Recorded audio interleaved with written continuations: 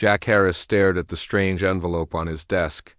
It glowed faintly blue in the artificial light of his small office aboard Space Station Delta. He had never seen paper like this before. It seemed to shimmer with tiny stars embedded in its surface. Are you going to open it or just look at it all day? Olivia Green leaned against his doorway, arms crossed and eyebrow raised. Jack smiled at his fellow officer. I'm savoring the moment. It's not every day we get actual physical mail from an alien species. Olivia walked into the office and picked up the envelope, turning it over in her hands. The Zorax sent this? I thought they barely talked to humans. That's what makes it so strange, Jack said, taking it back from her. He carefully broke the seal, which dissolved into a brief burst of sweet-smelling mist. Inside was a card made of the same star-speckled material. Jack read it aloud. Lieutenant Jack Harris, your presence is requested at the Royal Union Ceremony of Princess Lyria, daughter of His Eternal Majesty King Zaltar of the Zorax Dominion. Olivia's eyes widened. You got invited to a royal alien wedding? Why you? Jack shook his head. I have no idea. He had spent the last 3 years studying Zorax language patterns. As the station's xenolinguist, his job was to improve communication between humans and the various alien species they encountered. The Zorax were particularly challenging, advanced, powerful, and notoriously private.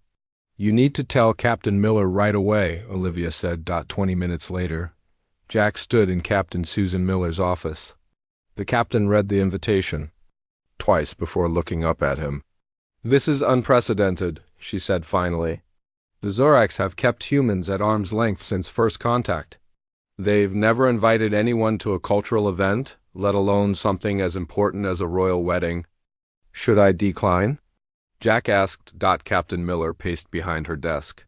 No, this could be the diplomatic opening we've been waiting for. She stopped and looked at Jack directly.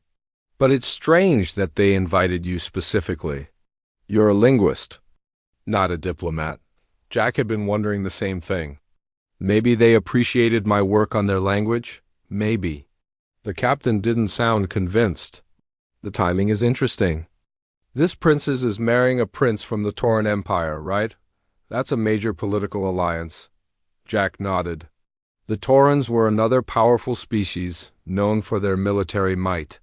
Humans had even less contact with them than with the Zorax. I'll contact Earth headquarters. In the meantime, you'll need to prepare. The wedding is in 2 weeks. Captain Miller tapped commands into her tablet. I'm assigning you to daily briefings with Ambassador Wright. He knows more about Zorax customs than anyone else in human space. Jack felt a mixture of excitement and nervousness. Yes, Captain. For the next 2 weeks, Jack's life became a whirlwind of preparation. Ambassador Daniel Wright, a serious man with gray hair and sharp eyes, drilled him on Zorax etiquette. Never show the palms of your hands to the royal family, the ambassador said during one session. It's considered highly aggressive. Keep your voice quiet in the palace. They have sensitive hearing. And whatever you do, don't eat or drink anything blue. Why not? Jack asked. Because blue foods and drinks are reserved for the royal family. Consuming them would be claiming royal status. The ambassador fixed Jack with a stern look. Which would be punishable by death, Jack swallowed hard. Noted, no blue food. Between sessions with the ambassador, Jack studied everything available about Zorax culture and tried to improve his pronunciation of their complex language. The Zorax communicated using combinations of sounds and subtle color changes in their skin. Humans could never fully replicate their natural speech, but Jack had developed a simplified version that the Zorax seemed to find acceptable. The night before his departure, Olivia found Jack in the station's observation lounge, staring out at the stars. Nervous? She asked, sitting beside him. Terrified, he admitted. What if I make a mistake? This could damage human-Zorax relations for generations, Olivia bumped his shoulder with hers. Or you could help make history, the good kind. That's... What scares me? Jack turned to look at her. Ambassador Wright pulled me aside today. He said the Zorax rarely do anything without multiple reasons. They're master strategists, always thinking 10 steps ahead. He thinks there's more to this invitation than simple diplomacy. Like what? Jack shrugged. He doesn't know. That's what worries him. The next morning, Jack boarded the small diplomatic shuttle that would take him to the human embassy on Zorax Prime, and from there to the royal city of Crystallix. Captain Miller saw him off. Remember your training, follow protocol, and observe everything, she said, shaking his hand. This is as much an intelligence-gathering mission as a diplomatic one. I understand, Captain. And Jack? She lowered her voice. Be careful. The Zorax are elegant and advanced, but they're not human. Their values and thinking are different from ours in ways we might not even recognize. The journey to Zorax Prime took 3 days. Jack spent most of it reviewing his notes and trying to calm his nerves. When the shuttle finally descended through the planet's atmosphere, he pressed his face to the window. Zorax Prime was beautiful. Vast oceans of purple-tinted water separated continents covered in forests of tall, silver-leaf trees. As they approached the royal city, Jack gasped. Crystallix was built entirely of what looked like crystal, towers spiraling upward in impossible shapes that caught the light of the planet's 2 suns and broke it into rainbows. The shuttle landed on a platform extending from one of the smaller towers. As the door opened, Jack felt the warm, slightly sweet air of Zorax Prime fill his lungs. A group of tall, slender aliens with iridescent skin waited for him. Their bodies shifted through subtle shades of green and blue as they moved. Ambassador Wright stepped forward from the greeting party. Lieutenant Harris, welcome to Crystallix. He gestured to the Zorax standing beside him. This is Royal Advisor Kelser. He will be your guide during your stay. The Zorax bowed slightly, his skin rippling with colors. Lieutenant Harris, he said in the carefully modulated tones the Zorax used when speaking to humans, your presence honors us. The princess awaits the day of union, and all preparations move forward like stars in their courses. Jack bowed in return, careful to keep his hands at his sides, palms hidden. The honor is mine, Royal Advisor.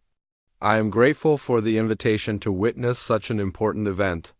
Kelser's skin flashed briefly with a pattern of deep blue spots, an expression Jack couldn't interpret. Yes, the alien said. Most important. Indeed, more than you know. Jack felt a chill despite the warm air. Captain Miller's warning echoed in his mind. The Zorax had invited him for a reason, and he was beginning to think it had very little to do with his work on their language dots. The Royal Advisor led him toward a waiting vehicle. Jack wondered exactly what he had gotten himself into. The vehicle that carried Jack through Crystallix had no wheels. It floated silently above the crystal pathways, giving him a perfect view of the alien city. Buildings twisted toward the sky like frozen waterfalls of glass. Zorax citizens moved gracefully through open plazas, their skin shifting colors as they communicated with each other. Our city was built 10,000 years ago, said Royal Advisor Kelser. His voice had a musical quality that all Zorax shared. Before humans had even begun to build their first cities. Jack nodded, trying not to stare too openly at everything. Ambassador Wright had warned him that obvious amazement might be seen as insulting, suggesting the Zorax were primitive or unusual. It's very beautiful, Jack said simply. You will stay in the east wing of the palace, Kelser continued. We have prepared rooms for you, Jack frowned slightly. I thought human guests usually stayed at our embassy. Ambassador Wright, sitting across from him, raised an eyebrow in surprise but remained silent.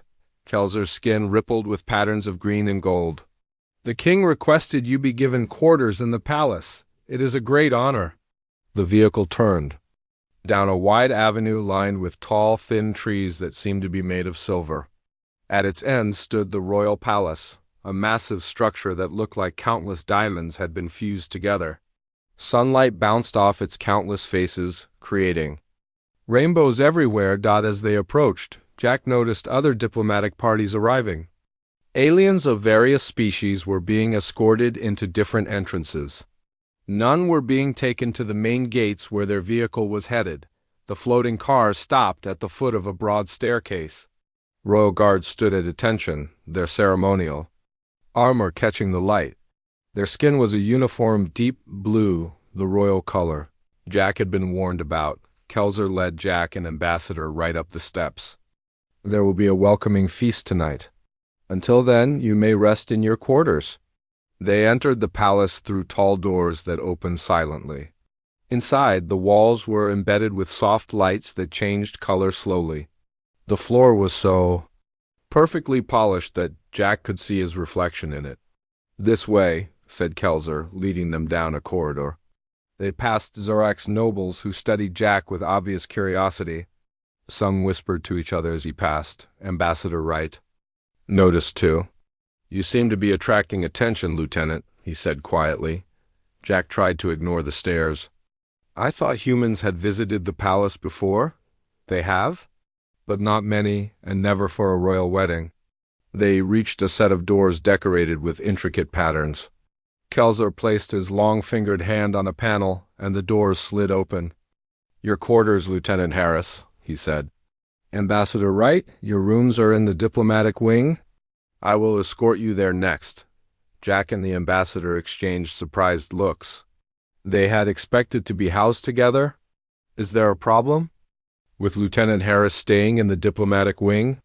Wright asked carefully. Kelzer's skin flashed with blue spots again, the same pattern Jack had noticed earlier. "These arrangements were made by King Zaltar himself.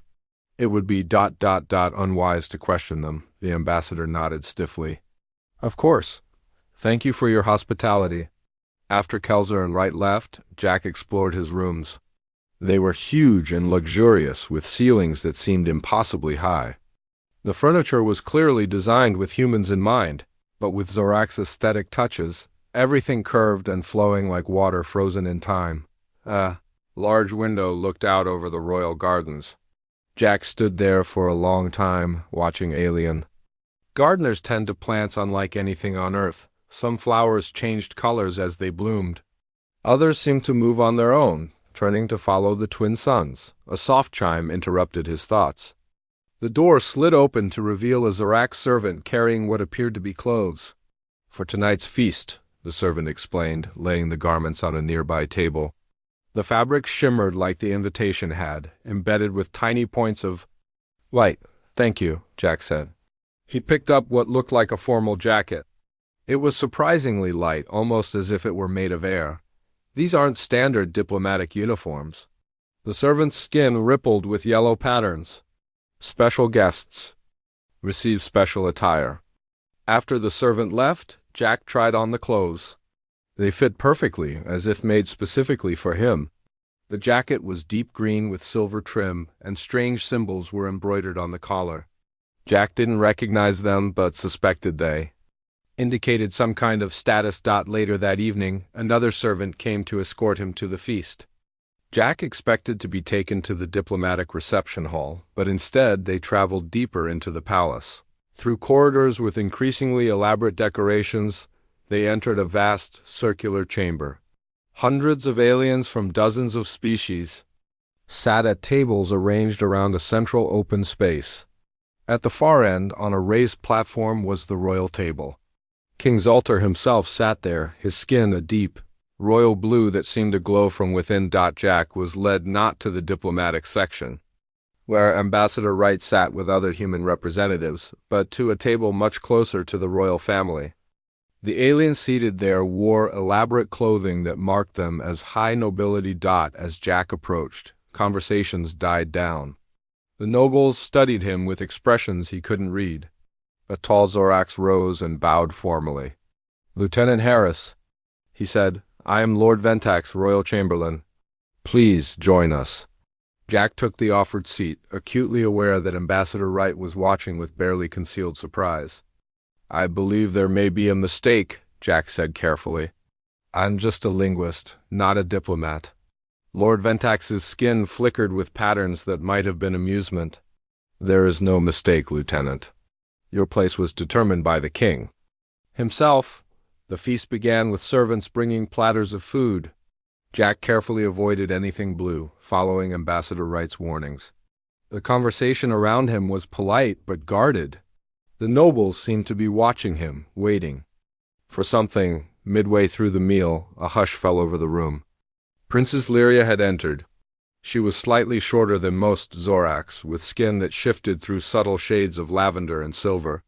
She wore an elaborate headdress that sparkled with jewels. To Jack's surprise, she walked directly to his table and stopped beside him. "Lieutenant Harris," she said in perfect, unaccented English, "I am pleased you accepted our invitation." Jack stood and bowed, careful to keep his palms hidden. "The honor is mine, Your Highness." The princess studied him with large, iridescent eyes. "I hope you find your accommodations satisfactory? They're wonderful, far more than I deserve." Something like a smile flickered across her face.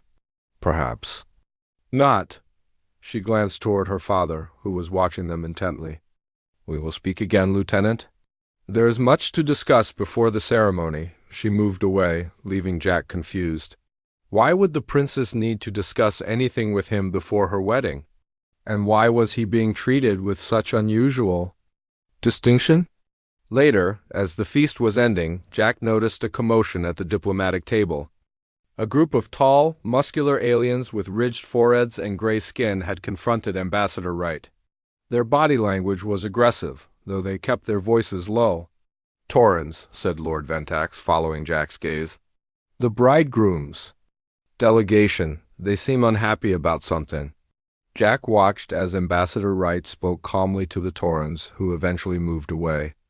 The ambassador immediately looked toward Jack, his expression troubled. That night, back in his rooms, Jack was preparing for bed when a panel in the wall slid open.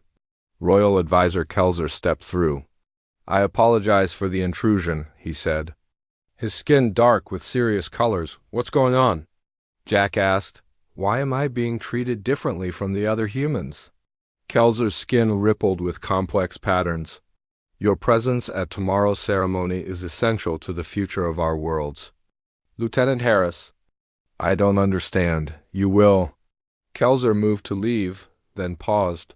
"The king has plans that involve you. I suggest you prepare yourself for unexpected developments." After the advisor left, Jack stood at the window, looking out at the alien. Night. 2 moons cast strange shadows across the gardens below. Something was happening, something beyond a simple wedding, and somehow he was at the center of it. Whatever the Zoracs were planning, Jack had a feeling that tomorrow would change everything. Jack woke to the sound of soft chimes. Sunlight from the twin suns streamed through his window, filling the room with golden light. Today was the wedding day. He had barely finished breakfast when there was a knock at his door. 4 Zorac servants entered, carrying elaborate clothing. These garments were much more ornate than what he had worn to the feast. The main robe was deep silver with patterns of stars and strange symbols embroidered in threads that seemed to glow. "There must be a mistake," Jack said. "These look like ceremonial clothes." The lead servant bowed. "No mistake, Lieutenant Harris. By order of King's Altar, you are to wear these for the ceremony." Jack noticed that the symbols on the collar were similar to those worn by the royal family at the feast. "What do these symbols mean?" The servants exchanged glances, their skin flickering with nervous colors. "It is not our place to say." The lead servant finally replied, "Please prepare yourself. The royal chamberlain will come for you soon." After they left, Jack tried to contact Ambassador Wright using the communication device he'd been given, but there was no answer. With growing unease, he put on the ceremonial clothes. They fit perfectly, light despite their elaborate appearance. Lord Ventax arrived an hour later. The royal chamberlain's skin was a formal pattern of blue and silver today. "Lieutenant Harris," he said with a formal bow, "you look most appropriate." "Lord Ventax, I need to speak with Ambassador Wright," Jack said. "Something strange is happening, and I don't understand why I'm being treated differently from other human guests." "All will become clear at the ceremony," Lord Ventax replied. "We must go now. The king awaits." Jack followed him through corridors he hadn't seen before. They passed groups of elaborately dressed Zorax nobles who stared openly at Jack. Some bowed to him, which made no sense at all. They entered a small antechamber with walls of pure crystal. Through them, Jack could see into an enormous cathedral-like space where hundreds of guests were already seated. The wedding venue was breathtaking. Soaring crystal pillars supported a ceiling that seemed to be made of captured rainbows. "Wait here until you are called," Lord Ventax said. "Called? I thought I would sit with the other human delegates." Lord Ventax's skin rippled with what might have been amusement. "Your place is ... elsewhere." He left before Jack could ask more. Questions through the crystal walls. Jack saw Ambassador Wright and the other human delegates being seated far back in the cathedral. The ambassador looked around, clearly searching for Jack. On the other side, the Tauran delegation was being led to their places. Their leader, a tall figure with elaborate armor, seemed angry about something. Jack recognized him from descriptions as Prince Varix, the bridegroom. A door opened behind Jack. Royal Advisor Kelzer entered. "It is time," he said. "Follow me and do exactly as I instruct." "Not until you tell me what's going on," Jack insisted. "Why am I wearing royal symbols? Why aren't I sitting with my own people?" Kelzer's skin darkened. "There is no time for full explanations. Know this, your research into our language revealed patterns that have significant meaning to our people. Patterns that only someone with certain qualities could discover." "What qualities?" "The ceremony begins. Come." Kelzer led Jack through a different door that opened directly onto the main floor of the cathedral. To Jack's shock, they walked not toward the guest seating but toward the royal section. King Zaltar sat on an elevated throne. He wore magnificent robes of deep blue embedded with what looked like actual stars. His skin glowed with royal patterns. The king nodded to Jack with surprising familiarity. Whispers spread through the crowd as Jack was positioned not with the guests, but in a special place near the royal family. Ambassador Wright's face showed complete shock. The Tauran delegation was buzzing with angry conversation. Prince Varix stood up, his gray face darkening with rage, but his advisors pulled him back down. Music began to play, strange, beautiful tones that seemed to come from the crystal walls themselves. The crowd fell silent as Princess Lyria entered. She was breathtaking. Her skin shimmered with patterns of silver and lavender. Her gown seemed to be made of living light, flowing around her like water. On her head was a crown of crystal that caught the light and broke it into countless colors. Jack noticed that despite her beauty, her eyes held sadness. She walked slowly to the central platform where the high priest waited. Prince Varix joined her there, his movements stiff with formality. He barely looked at his bride. The high priest began the ceremony in the Zorax language. Jack understood most of it. Welcomes, statements about the importance of this union between the Zorax and Tauran empires, and traditional blessings. Then, the high priest asked a question that Jack recognized as the formal challenge, a traditional part of Zorax ceremonies where objections could be raised. What happened next stunned everyone. King Zaltar himself stood up. A shocked murmur ran through the crowd. The high priest froze mid-sentence, his skin paling to almost white. The king spoke in a powerful voice that filled the cathedral. "By ancient law and tradition, I must speak. This union cannot proceed as planned." Prince Varix stepped forward, his face contorted with anger. "What is the meaning of this?" "Our empires have spent years arranging this alliance." King Zaltar raised his hand for silence. "Our most sacred texts decree that a princess of royal blood must be joined with one who speaks the sacred tongue with the soul of Zorax but the mind of the stars." The king turned and looked directly at Jack. "Our scholars have studied the work of Lieutenant Jack Harris. His understanding of our language contains patterns that reveal him to be one who carries the ancient bloodline, returned to us from across the stars as foretold." Jack felt the blood drain from his face as he finally understood. His research papers, his analysis of Zorax language patterns, somehow they had convinced the king that he was some kind of lost royal descendant. "According to our most sacred laws," the king continued, "Princess Lyria must be joined with Lieutenant Harris, who has been revealed as a son of our ancient line." Absolute chaos erupted. The Tauran delegation jumped to their feet, shouting threats. Prince Varix had to be restrained by his guards. The human delegates looked completely lost. Ambassador Wright was frantically trying to reach Jack. Princess Lyria turned to look at Jack. For the first time, her eyes held something besides sadness, a spark of hope. and something that might have been amusement, the high priest raised his hands for silence, his skin shifting through shocked patterns of color. "Is this truly your decree, your majesty?" "It is," the king said firmly. "The signs are clear. The stars have sent us Lieutenant Harris, and our laws are absolute." Jack stood frozen in place, unable to believe what was happening. Yesterday he had been a simple linguist.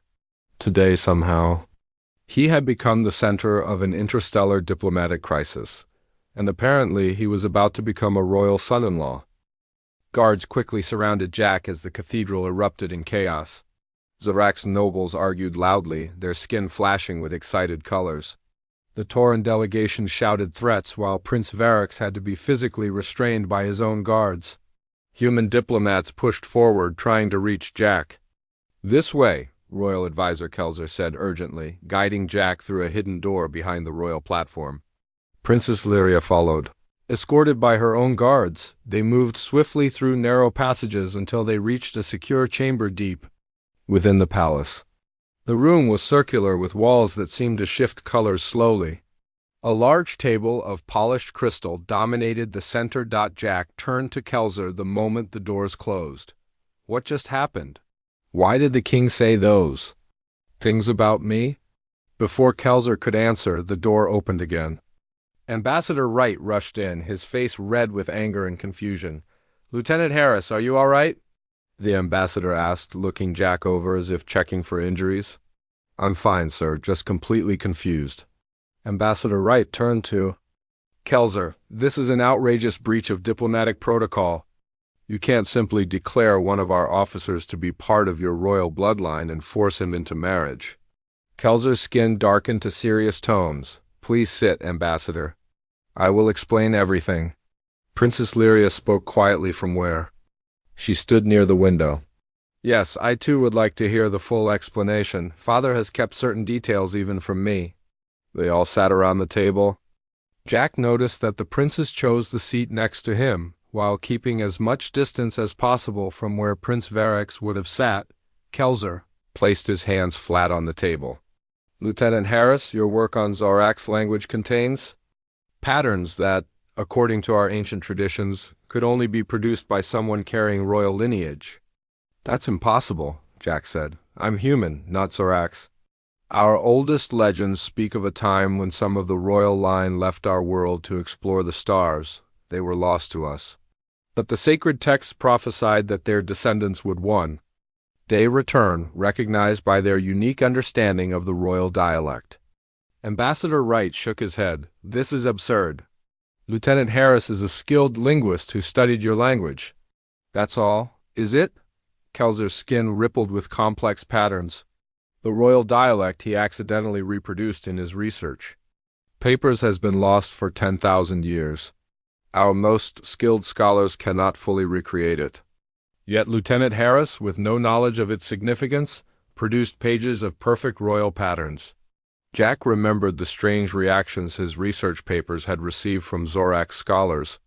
They had asked for multiple revisions and clarifications, which he had assumed were just academic questions. "You were testing me," he realized. "Those review questions about my language analysis. Yes, Kelzer confirmed. "We needed to be certain." Ambassador Wright slammed his hand on the table. "This is a convenient excuse to break your alliance with the Taurans. That's what this is really about, isn't it?" Kelzer and Princess Lyria exchanged glances.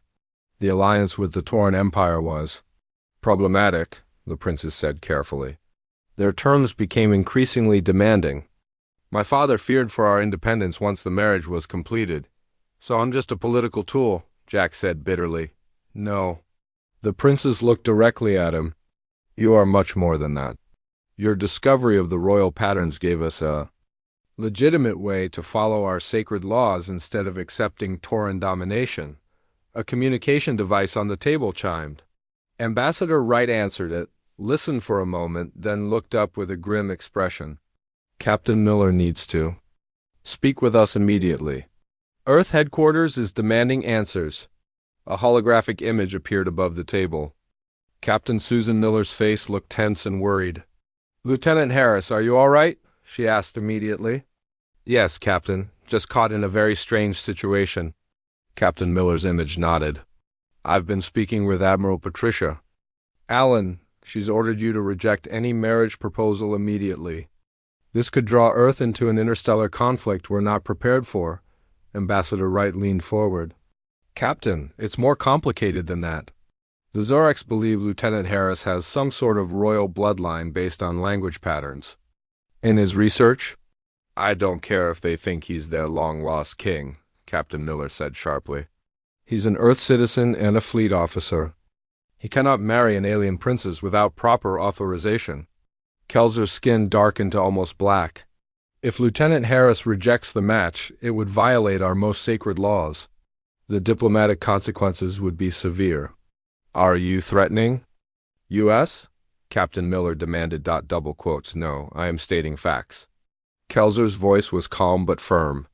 If your officer refuses to follow our sacred traditions after being identified as of royal blood, it would be seen as rejecting his heritage and insulting our entire civilization. Jack felt trapped between impossible choices. What about what I want? Don't I have any say in this? The door opened again, and a small Zorax female entered quietly. She wore the simple clothes of a palace worker rather than the elaborate garments of nobility. Forgive the interruption, she said with a bow. I have urgent information for the royal advisor. She handed Kelzer a small crystal device. His skin paled as he read the information on it. What is it? Princess Lyria asked. We have intercepted communications from the Tauran delegation, Kelzer said grimly. They are contacting their fleet.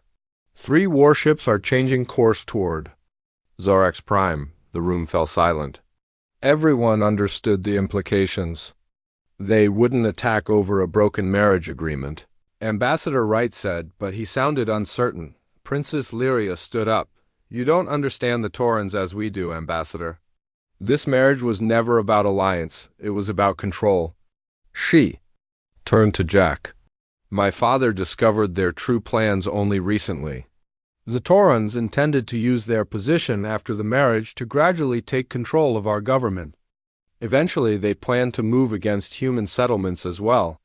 Captain Miller's holographic image flickered as she received information from someone off-screen. We're getting reports of Tauran fleet movements near 3 human colonies.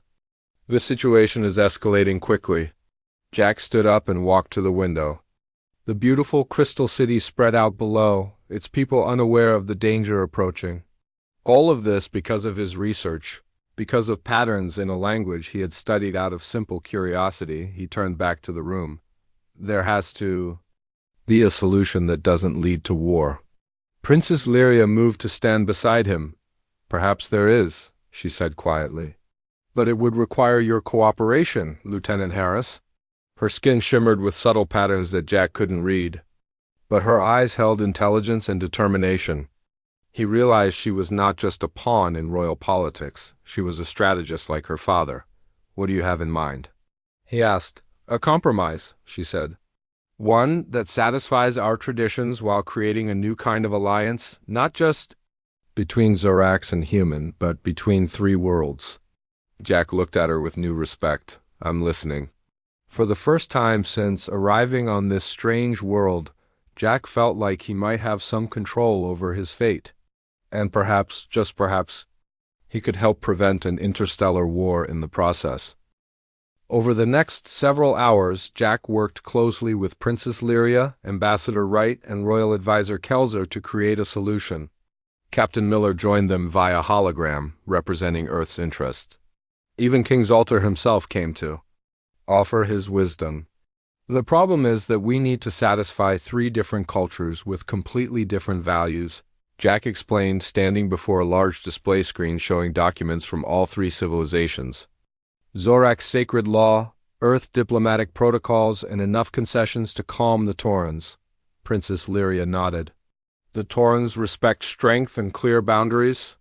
They will back down if they see a united front and a firm alternative that saves their pride.